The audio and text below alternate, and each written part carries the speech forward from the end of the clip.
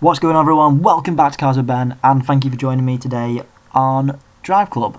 And starting the new year off with a little bit of a happy sort of going to a review, not so much a review, but discussing why you should pick up Driveclub in 2020, and if not, why you should revisit it, and why I think it's possibly one of the best racing games that we've had this generation, maybe the decade.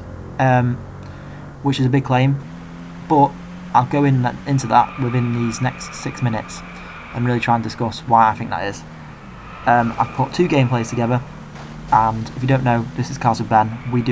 I'm driven, excuse the pun, to do all things cars related on this channel. So if you do like that, consider subscribing, leaving a like. I know I had a lot of love on the last GTA video that I did, so thank you for that. And without further ado, let's get into the video.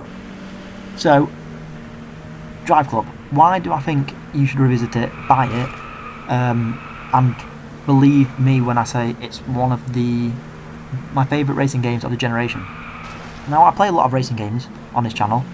I play a lot of racing games off the channel, which I don't record, but this, for me, sums up everything that I love about why I play this game, and it's just got everything in it.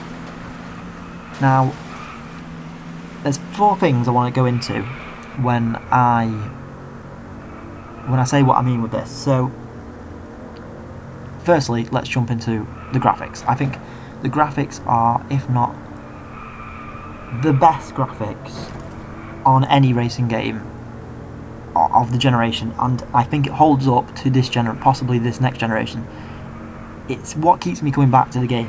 It's so great that there's so much. It just looks incredible. It looks so lifelike. It beats Gran Turismo in my opinion, and Gran Turismo is good as it is. So that is a massive thing for me to come back, a massive pull for the game.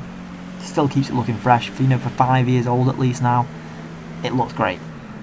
I've put two gameplays together here, so you'll see sort of a difference in what I'm going to talk about in a minute, which is handling. As you can see, I'm using the Bentley. In the next one, I'm using Mercedes, but you can sort of see the difference, which I did by accident. You can see the difference in the racing. So the Bentley's more wallowing, as you can see here. It's really difficult in the corners. I apologise for the gameplay.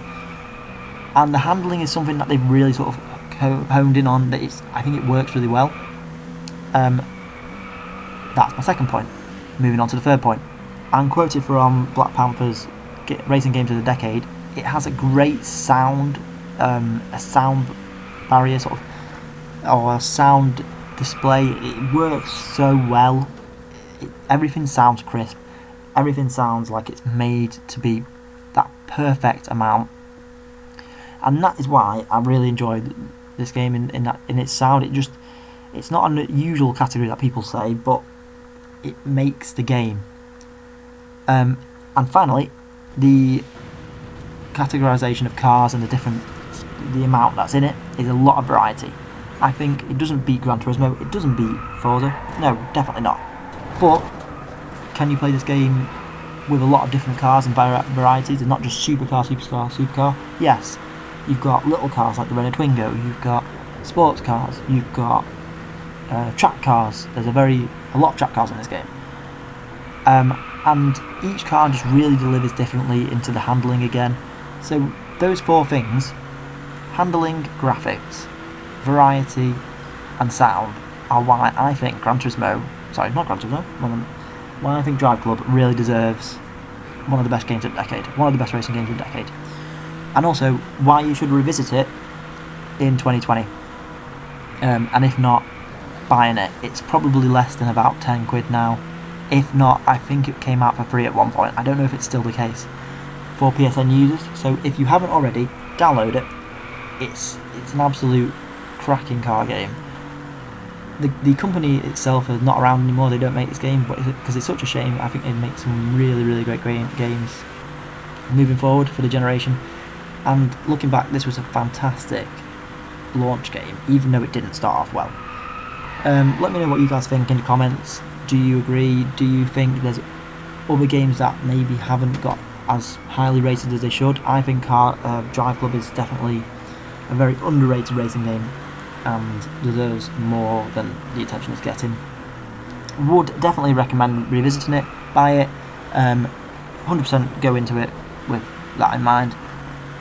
And yeah, that's it from me, guys. I hope you enjoyed this video.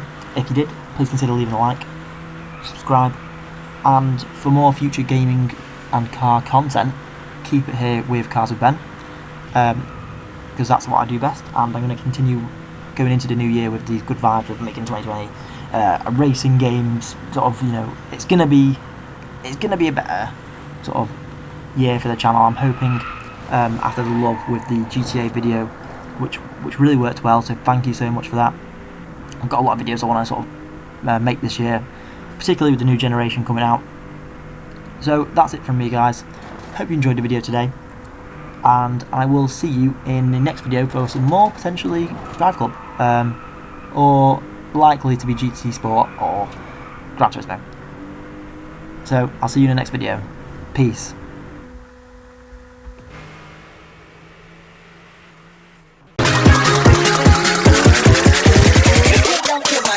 With the